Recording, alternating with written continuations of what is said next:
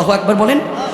আল্লাহ নিজে, এই যে আপনি রব্বানা বললেন, এখন বলতেছে আল্লাহ, এখন বলতেছে ওয়াল্লাহি, আল্লাহর কসম করে বলছি, আপনার ঈমান দিয়ে আপনার রব আপনার কথা শুনে না, কারণ আছে তো।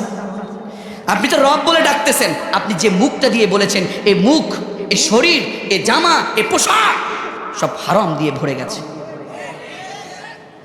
আমি সেদিন একটি আলোচনায় বলেছি, আমরা আজকে শায়েকেরা কি বলবো, আমরা যেখানে যা পাচ্ছি সেখানে তা খাচ্ছি।